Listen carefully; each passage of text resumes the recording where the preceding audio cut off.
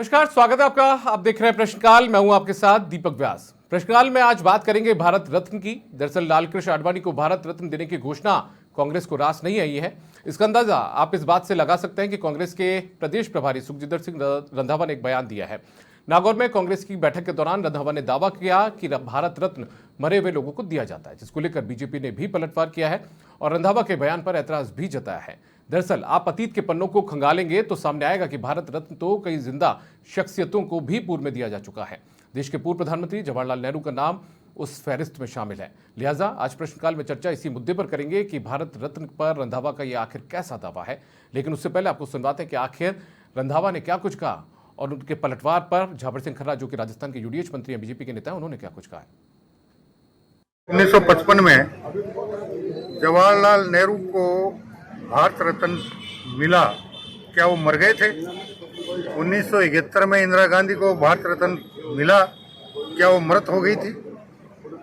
मृत व्यक्ति को भारत रत्न देने का प्रावधान 1966 में नियमों में जोड़ा। अगर इनको इतना ही राम मंदिर का था तो आडवाणी जी को साथ लेकर जाते, जो पहले जिन्होंने राष्ट्र यात्रा शुरू की थी, उनको तो कह दिया कि जी भारत रत्न दे दो। भारत रत्न तो मरे हुए को दिया जाता है।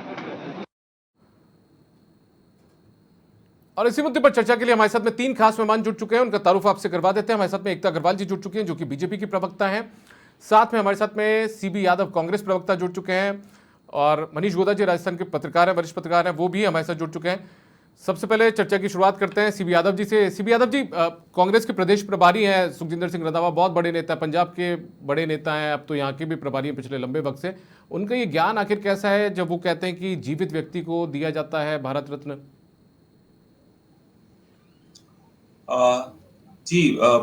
हमें कांग्रेस पार्टी का स्टैंड देखना है तो कांग्रेस पार्टी के राष्ट्रीय अध्यक्ष जी जो बोल रहे हैं, यहाँ राष्ट्रीय प्रवक्ता जयराम रमेश जी जो बात कर रहे हैं, राष्ट्रीय अध्यक्ष जी ने सबसे पहले लालकृष्ण आडवाणी जी को बधाई दी है। उन्होंने किसी भी प्रकार की कोई आपत्ति दर्ज नहीं की है। जयराम रमेश जी ने प्रेस कॉन्फ्रेंस करके लालकृष्ण आडवाणी जी को बधाई दी है। तो इसमें यह कहना कि कांग्रेस को आपत्ति है, मैं इस बात पे बिल्कुल आपत्ति दर्ज करता हूं कि कांग्रेस का ऐसा कोई स्टैंड ही नहीं था। कांग्रेस की जो आपत्ति थी वो इस बात पे आपत्ति थी कि भारत रत्न जैसे पुरस्कारों का राजनीतिकरण किया जा रहा है। जिस तरह से कर्पूरी ठाकुर को भारत रत्न दिया गया, बहुत अच्छी बात है, सामाजिक न्याय के पुरोधा है, लेकिन बिहार सरकार की को तोड़ना और एनडीए गठबंधन में मिलाना, ये दृष्टिकोण उसके पीछे का हो। लालकृष्ण आडवाणी जी को जो भारत रत्न दिया जाता है उसका कांग्रेस पार्टी ने स्वागत भी किया और उनको बधाई भी दी है। लेकिन सवाल यह है भारतीय जनता पार्टी से कि लालकृष्ण आडवाणी जी 2005 में जब पाकिस्तान जाकर के जिन्ना की मजार पर चादर चढ़ाते हैं और वहां कहते हैं कि जो जिन्ना थे वो हिंदू मुस्लिम एकता के सबसे बड़े पुरोधा थे और वो सबसे बड़े सेक्युलर थे स्वतंत्रता आंदोलन में। तो हमारा सवाल सिर्फ इतना है कि क्या भारतीय जनता पार्टी लालकृष्ण आडवाणी जी के इस स्टैंड से क्या वो इत्तेफाक रखती है कि ये एक सवाल कांग्रेस पार्टी ने उठाया है। कांग्रेस पार्टी ने दूसरा सवाल उठाया है कि जो टाइमिंग है, क्योंकि लालकृष्ण आडवाणी जी को जो मंदिर की प्राण प्रतिष्ठा में नहीं बुलाया गया, जिसकी उन्होंने पूरी लड़ाई छेड़ी और सारा संघर्ष किया, बल्कि उन्हें यादव जी लेकिन यादव जी आप कह रहे हैं कांग्रेस पार्टी का स्टैंड नहीं था। यादव जी आप कह रहे हैं कांग्रेस पार्टी का स्टैंड नहीं था, लेकिन रंधावा, सुखजिंदर सिंह रंधावा तो बहुत बड़े नेता हैं सर, आपके प्रभारी हैं यहाँ के, तो उनके बयानों को क्या कांग्रेस पार्टी से अलग मान लिया जाए, किनारा कर रही है कांग्रेस पार्टी उनके बयान से? नहीं, रंधावा जी ने जो इसका आगे का, देखिए आप, अभी मैं आपकी टीवी स्क्रीन पे देख रहा था कि इसके आगे का जो वर्ड था वो नहीं आप दिखा रहे हो। नहीं, मैंने सर सुनाया गया, मैं बताऊं आपको। उन्होंने कहा कि उन्हें आखिर प्राण प्रतिष्ठा में क्यों नहीं बुलाया गया, लेकिन साथ में उन्होंने ये भी जोड़ा कि भारत रत्न तो मरे हुए व्यक्ति को दिया जाता है। नहीं, उनका ये कहने का भाव नहीं था। उनका ये कहना कि जनरली जो भारत रत्न जो ज्यादातर लोगों को दिया गया है वो मरणोपरांत ही ज्यादातर लोगों को भारत मेरे पास यादव जी लिस्ट पड़ी है सर, मेरे पास लिस्ट पड़ी है सर। 1900 यदि आप उसमें चले जाएंगे तो जवाहरलाल नेहरू को भी मिला हुआ है, आपके इंदिरा गांधी को 1971 में दिया गया, 1955 में पंडित जवाहरलाल नेहरू को दिया गया। मैं इस बात से इनकार नहीं कर रहा हूं कि जीवित लोगों को भारत रत्न नहीं दिया जाता। सचिन तेंदुलकर अभी बहुत ताजा उदाहरण है जिनको भारत रत्न दिया गया है। लेकिन अधिकांशतः मरणोपरांत जो है भारत रत्न दिया जाता है, ऐसी परंपरा रही है। तो उनका मैं इस बात से सर, नहीं, ये लेकिन सर, ये बात जो है लिस्ट कि है सर, इसमें ज्यादातर तो सब जीवित ही थे जब उन्हें मिला। नहीं, अधिकांश से जीवित नहीं थे। चलिए, हो सकता है सर मेरा ज्ञान अल्प हो, कोई ये बात नहीं। लिस्ट नहीं, मैं मुझे पूरी लिस्ट मैंने देखी है। मैंने भी, मेरे सामने उसमें भी सर खुली हुई है, उसमें मैं भी ये देख रहा हूँ। हाँ, तो ज्यादातर जो, लेकिन ये कहना कि लाल कृष्ण आडवाणी जी की जो ये भारत रत्न देने की टाइम, एक और चीज है कि भारत रत्न हमेशा गणतंत्र दिवस पर दिया जाता है 26 जनवरी पे। ये तो उसके बाद में आप ठीक है, डिक्लेरेशन कर रहे हो। ठीक है, तो ये ठीक है भी सर। एक बड़ा मैं एक बार रोकूंगा सर, है हमारे साथ भारत- एकता अग्रवाल जी भी जुड़ी हुई है, बीजेपी की प्रवक्ता। एकता जी, मैं आपको डिबेट में शामिल करना चाहूंगा। कांग्रेस के प्रदेश प्रभारी रंधावा, उन्होंने इस तरीके का बयान दिया। हालांकि अब कांग्रेस पार्टी कह रही कि आपको जो हमारे राष्ट्रीय अध्यक्ष उनके बयान को सुनना चाहिए, प्रवक्ता है जयराम रमेश, उनके बयान को सुनना चाहिए। तो आपको लगता है कांग्रेस पार्टी अब किनारा कर रही है? देखिए दीपक जी, कांग्रेस पार्टी के प्रदेश प्रभारी सुखविंदर सिंह जी रंधावा के द्वारा जो ये विवादित बयान दिया गया है वो बहुत ही दुर्भाग्यजनक और निराशाजनक है। मैं पूछना चाहती हूँ कांग्रेस पार्टी से, क्या वो उनको याद है कि जब जवाहरलाल नेहरू और इंदिरा गांधी ने स्वयं प्रधानमंत्री पद पर रहते हुए स्वयं को सम्मानित करने का जो कारनामा रचा था, वो भारतीय जनता, क्या कांग्रेस के राज में नहीं था? क्या कांग्रेस अपना इतिहास भूल गई है? क्या नेहरू और इंदिरा गांधी उस वक्त जीवित नहीं थे? आप कांग्रेस पार्टी को अपने इतिहास में, अपने गिरेबान में झांक करके देखना चाहिए, क्योंकि ये वो लोग हैं, ये जो लोग हैं, ये सिर्फ परिवारवाद की राजनीति करते हैं। परिवारवाद से ऊपर उठकर इनको किसी भी प्रकार की राजनीति करना नहीं आता। और जब आज देश के विकास में अपना योगदान देने वाले, सामाजिक और राजनीतिक शुचिता के साथ काम करने वाले अहम व्यक्ति को आज जब भारत रत्न जैसे अवार्ड से नवाजा जा रहा है, तो कांग्रेस पार्टी के पेट में दर्द होना स्वाभाविक है, क्योंकि ये वो पार्टी है जो स्वयं को स्वयं सम्मानित करने का काम करती है। मुझे लगता है इनकी ये जो निराशा है वो इस कदर तक हावी हो चुकी है, क्योंकि जिस प्रकार से इनकी दुकान बंद हो गई है, जिस प्रकार से राजस्थान में ही नहीं देश की जनता ने इनको नकार दिया गया है, ये फ्रस्ट्रेशन का शिकार हो चुके हैं। और इनके जो बड़े बड़े प्रभारी हैं, बड़े बड़े बयानवीर नेता हैं, वो इस प्रकार का बयान देते रहते हैं। और अब इनके अलग अलग नेता अलग अलग बयान दे रहे हैं और अब पल्ला झाड़ने का काम कर रहे हैं, क्योंकि इनको समझ में नहीं आ रहा। इनके लिए तो इनका जो रत्न है, जो इनका भारत है, जो भारत रत्न है, वो एक ही है, राहुल गांधी। और अगर सोनिया गांधी को यहाँ पर भारत रत्न देने जाने की प्रशंसा की जाती या उनका नाम नॉमिनेट किया जाता, तो ये इन लोगों को बहुत ही अधिक प्रशंसा होती। लेकिन अब जो भारत की जनता है वो जान चुकी है कि आपकी राजनीति किस देश में है, और भारत की जनता ये जान चुकी है जो हमारे मोदी जी का राज है, जो भारत की जनता है, और मोदी जी की जो भारतीय जनता पार्टी का शासन काल है, वो गांव, गरीब और किसान का राज है। तो यहां पर इस प्रकार की राजनीति नहीं चलेगी। आप देखिए दीपक जी, किस प्रकार से चुने हुए समाज सेवियों को यहां पर कुछ दिनों पहले पद्मश्री अवार्ड दिया गया। आप देखिए, ना कोई उनके पास रसूख थी, ना कोई धनाढ्य वर्ग से आते थे। आप देखिए, हमारे राजस्थान से ही मैं आपको कुछ नाम गिनाना चाहूंगी। कुछ समय पूर्व अवार्ड दिए गए हैं, आप याद कीजिए भीलवाड़ा के जानकी लाल जी को, जो एक भैरूपिया कला से संबंध रखते थे। 60 सालों से वो इस कला में पारंगत हैं, लेकिन उस कला को अगर पहचान देने का काम किया तो वो पद्मश्री अवार्ड देने का काम किया तो मोदी जी ने तो किया। आपको ये लगता है कि कांग्रेस के राज में गलत तरीके से अवार्ड दिए जाते थे, आपके राज में बेहतर तरीके से दिए जा रहे हैं, इसका मतलब ये है? जी बिल्कुल। चलिए ठीक है। मनीष गोता जी हमारे साथ हैं, राजस्थान के वरिष्ठ पत्रकार हैं, एक बार उनका रुख करते हैं। मनीष जी, आप किस तरीके से रंधावा के बयान को देखते हैं? क्योंकि अभी सीबी यादव जी के बयान को जब हमने सुना है, जो बता रहे थे, उससे हिसाब से तो लगता है कि कांग्रेस पार्टी किनारा करी है सुखविंदर सिंह रंधावा के बयान से। देखिए, पब्लिक डिस्कोर्स में इस तरह के बयान से तो किनारा कर लेना ही बेहतर है। कांग्रेस पार्टी थी किनारा कर रही है। अब पार्टी के इतने वरिष्ठ नेता है जिस तरह का बयान दे रहे हैं और किस समय दे रहे हैं, उसकी टाइमिंग देखिए। आप चुनाव का समय है, आप चुनाव के समय में इस तरह का बयान दे रहे हैं, तो यदि कांग्रेस पार्टी उससे किनारा कर रही है तो वो ठीक ही कर रही है, एक तरह से देखा जाए तो गलत नहीं है। पर मेरा सवाल ये है कि आखिर बोलते समय हम जब पब्लिक में जा रहे हैं और हम, तो हो सकता है हमारे कोई भी रिजर्वेशंस हो सकते हैं किसी भी व्यक्ति को लेकर के। लाल कृष्ण आडवाणी जी से कांग्रेस पार्टी के अपने रिजर्वेशंस हो सकते हैं, राजनीतिक स्तर पर विरोध हो सकता है, सभी चीजें हो सकती हैं। पर आज उम्र के जिस पड़ाव पर आडवाणी जी हैं और सरकार ने जिस तरह का भी निर्णय किया है, पार्टी ने स्वागत भी किया है फॉर्मली, तो इसमें कोई शक नहीं है। लेकिन नेता जो है, पार्टी के जो नेता हैं, जो बाकी दूसरे नेता हैं, ऑफिशियल स्टैंड पार्टी का कुछ भी हो, लेकिन जो पार्टी के दूसरे नेता हैं, यदि वो इस तरह के रिजर्वेशन रख करके इस तरह के बयान पब्लिक में देंगे, तो इससे अल्टीमेटली नुकसान पार्टी को होता है। ये नेताओं को समझना चाहिए। आप किस समय, मैं पिछले कुछ समय से बहुत लगातार ये देख रहा हूँ कि कांग्रेस पार्टी सेल्फ गोल करने में जैसे महारत हासिल करती जा रही है, कि खुद को ही जो है परेशान करना, खुद की बातों से परेशान करना, इस मामले में कांग्रेस पार्टी का कोई मुकाबला नहीं रह गया है। इसके नेता इसी तरह के बयान दे दे करके इस तरह से पार्टी के लिए परेशानी खड़ी करते हैं, और पार्टी को फिर अल्टीमेटली अभी 2 दिन पहले, 4 दिन पहले हमने देखा कि कांग्रेस में वहां पे लोकसभा में दक्षिण को बांटने की बात हो गई, कि दक्षिण के नाम से एक अलग देश बनाने की बात कर दी थी।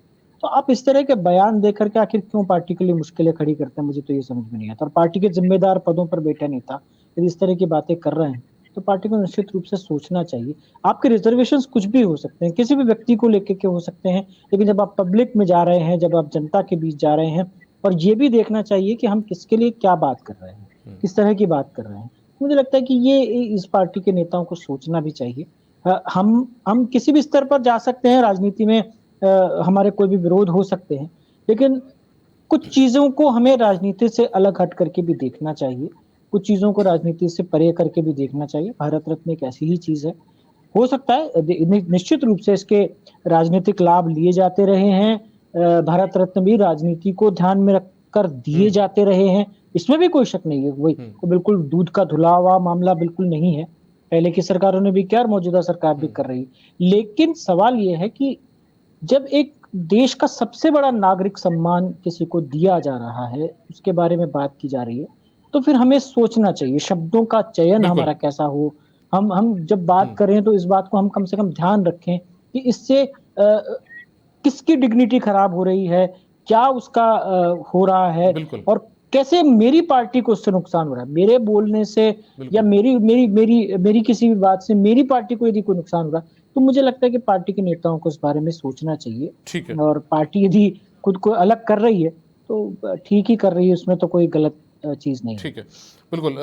मनीष जी ने जो बात कही, सीवी यादव जी सहमत हैं आप इससे? आपकी पार्टी के खुद के नेता आपके लिए मुसीबत खड़ी करते थे। 2014 का इलेक्शन आप याद कर लीजिए, उससे ठीक पहले मणिशंकर अय्यर बयान देते थे नरेंद्र मोदी के खिलाफ, उसके बाद में पार्टी कहीं ना कहीं बैकफुट पे होती है। ऐसे बहुत सारे बयान है, कांग्रेस पार्टी के नेता ही अपनी पार्टी को कहीं ना कहीं कटघरे में खड़ा कर जाते हैं ऐसे बयान देकर चुनाव से ठीक पहले, और ये भी आप लोगों के लिए कहीं ना कहीं एक बड़ा विवाद की वजह बना।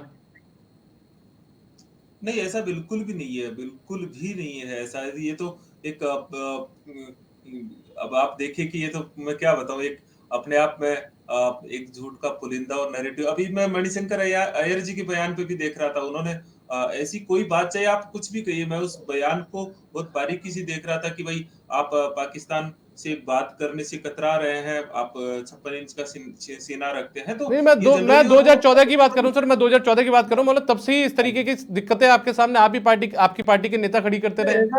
ऐसा कांग्रेस परिवार बहुत बड़ा परिवार है, और फिर उसके साथ अपने आप में बहुत कुछ डेमोक्रेटिक भी है, ये अपनी वैचारिक स्वतंत्रता भी देता है। और जब आप पब्लिक सीवी यादव जी इतनी भी स्वतंत्रता किस बात की सर, जो आपकी पार्टी के लिए नुकसान खड़ा करे? लेकिन मैं जो चीज पूछ रहा हूँ, मैं कोई भी बात में आगे मेरी बात रखूं, मैं सिर्फ 2 बात बीजेपी के प्रतिनिधि से पूछना चाह रहा हूँ।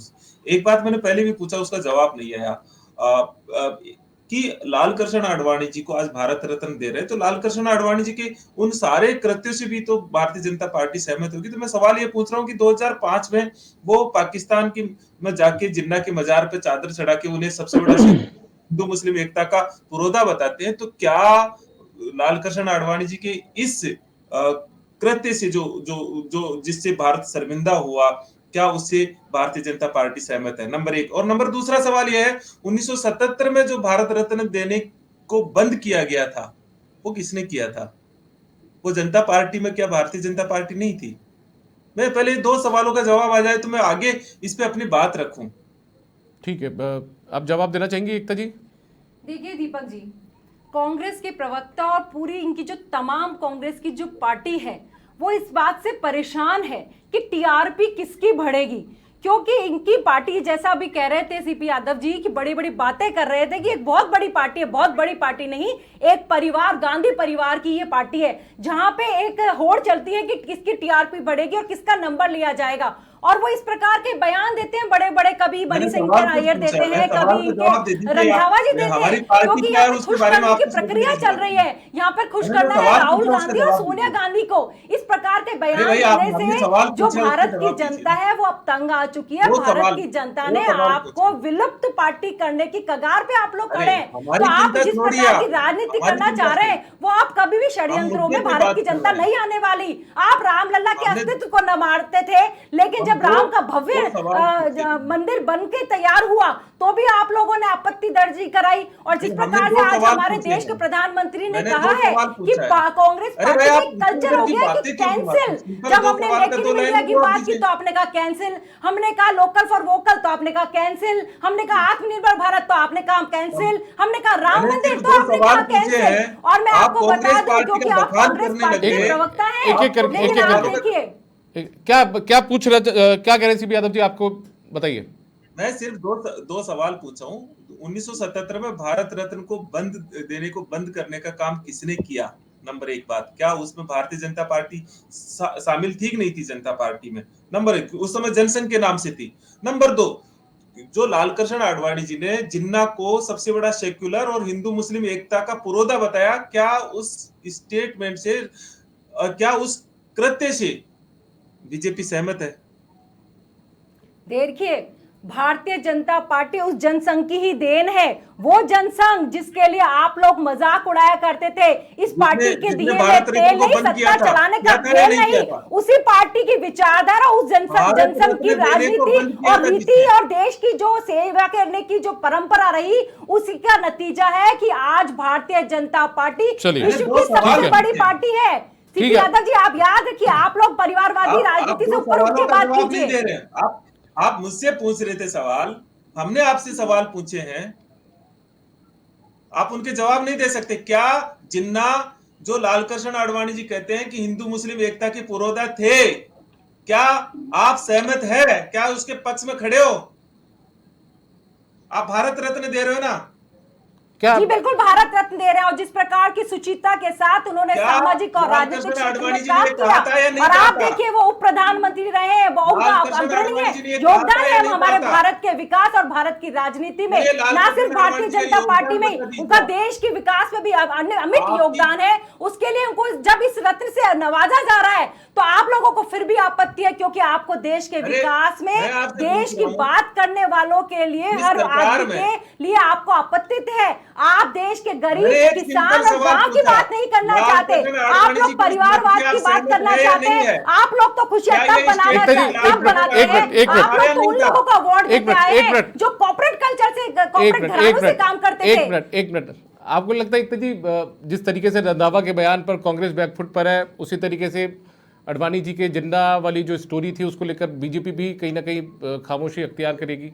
देखिए, इनकी मनगढ़ंत स्टोरियां हैं और उस पर मुझे नहीं लगता कोई बात करने की आवश्यकता है, क्योंकि भारतीय जनता पार्टी के जो कार्य है, रीति नीति और जो देश सेवा की जो परंपरा रही है, जो हमारी सरकार ने कही है, हमारी भारतीय जनता पार्टी के कार्यकर्ताओं ने की है। अलग अलग समय पर हमने देखा कि किस प्रकार से भारतीय जनता पार्टी और संघ ने देश की सेवा। चलिए, मैं मनीष जी का रुख करूंगा, एक बार मनीष जी का रुख करूंगा। मनीष जी भी हमारे साथ जुड़े हुए हैं। मनीष जी, आपने जब पिछली बार आपसे बातचीत हो रही थी तो आपने कहा कि टाइम, मतलब राजनीतिक लाभ लेने की बात भी एक तरीके से पर्दे के पीछे से हो सकती है, आरोप भी लगते हैं इसको, इन सब चीज़ों को लेकर कांग्रेस पर भी आरोप लगे, बीजेपी पर भी इस बार आरोप लग रहे हैं। ठीक है, राम मंदिर की टाइमिंग है और उसके बाद में लालकृष्ण आडवाणी को यहाँ भारत रत्न दिया जा रहा है। ठीक है, ऐसे के कामराज को लेकर कांग्रेस पार्टी पर आरोप लगे थे, उन्होंने 1975 में, उनकी मौत के बाद में 1977 में चुनाव का लाभ लेने के लिए तमिलनाडु में, 1976 में उन्हें मरणोपरांत भारत रत्न देने की बात की थी। तो क्या राजनीतिक दल इस जो केंद्र में होते हैं वो इसका लाभ लेने की कोशिश करते हैं? देखिए, निश्चित रूप से इसमें कोई शक नहीं है। जो सरकारें रही हैं अब तक देश के अंदर, उन्होंने सबने इसका राजनीतिक लाभ लेने की कोशिश की है। निश्चित रूप से देश का सबसे प्रतिष्ठित और सबसे बड़ा राजनीतिक नागरिक सम्मान है, इसमें कोई शक नहीं है।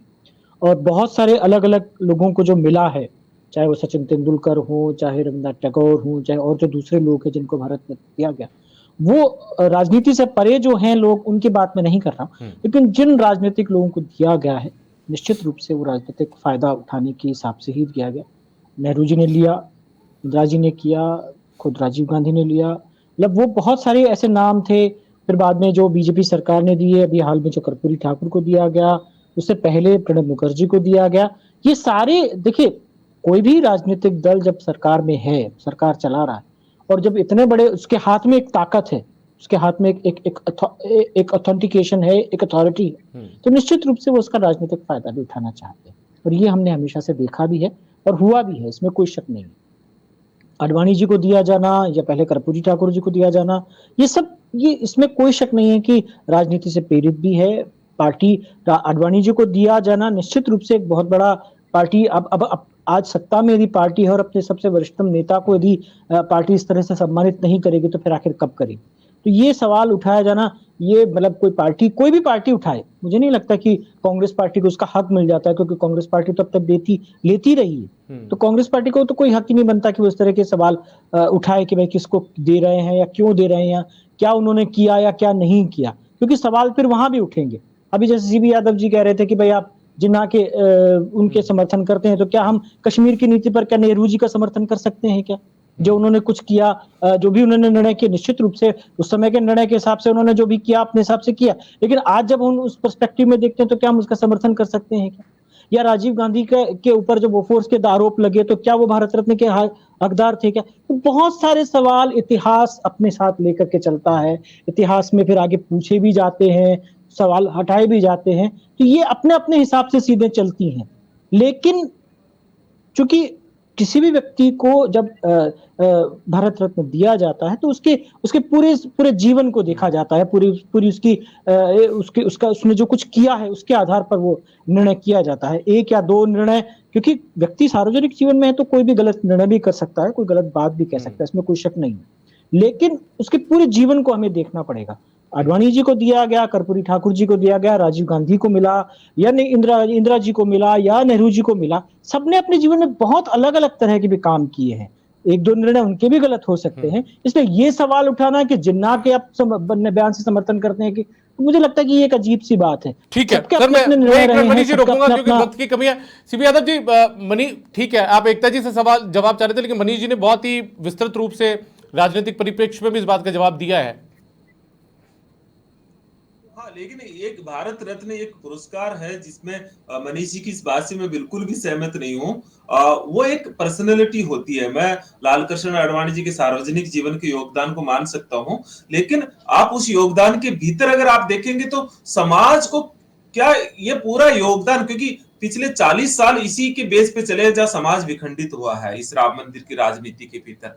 आप वैल्यूज शिफ्ट कर रहे हो इसके माध्यम से, और उसको जिस लाल कृष्ण आडवाणी जी को कई बार कहते हैं कि वेटिंग प्रेसिडेंट में, मतलब आप ठीक है, मैं आपकी बात समझ गया, सर। एकता जी 20 सेकंड में आप अपनी बात, आप अपना जवाब दे दीजिए, रिप्लाई। कांग्रेस की आपत्ति इस पे है। तो सीपी यादव जी आप बताइए, क्या इंदिरा गांधी इस पुरस्कार के लायक थी? क्या उनकी पर्सनैलिटी ऐसी थी जिन्होंने इमरजेंसी लगाई, जिन्होंने तानाशाही के रूप में राज किया, जिन्होंने हमारे, आपको याद दिलाना चाहूंगी वो घटनाएं, जिन्होंने 12 दर्जन संतों पर गोलियां चलाई थी सिर्फ इसलिए कि वो मांग रहे थे कि गौ हत्या बंद हो, तो क्या वो इस पर्सनैलिटी के लायक थी? क्या राजीव गांधी जो बोफोर्स में थे, क्या वो इस पर्सनैलिटी के लायक थे? पहले आप चलिए, बहुत शुक्रिया एकता अग्रवाल जी, आप हमारे साथ जुड़ी, साथ में सीबी यादव जी आपका भी बहुत शुक्रिया, मनीष गोदा जी आप भी हमारे साथ जुड़े, आपका भी बहुत बहुत शुक्रिया। तो कुल मिलाकर यहाँ पर प्रश्नकाल में लगातार हमने चर्चा की, हमारे जो मेहमान हमारे साथ जुड़े उन्होंने भी पूरी बात आपके सामने रखी, लेकिन लगातार सवाल ये भी उठता है कि आखिर रंधावा ने बयान किस दावे के आधार पर कर दिया, और उसके बाद में क्या वाकई में कांग्रेस पार्टी इस बयान के बाद बैकफुट पर है। फिलहाल प्रश्नकाल में इतना ही, इजाजत दीजिए, नमस्कार।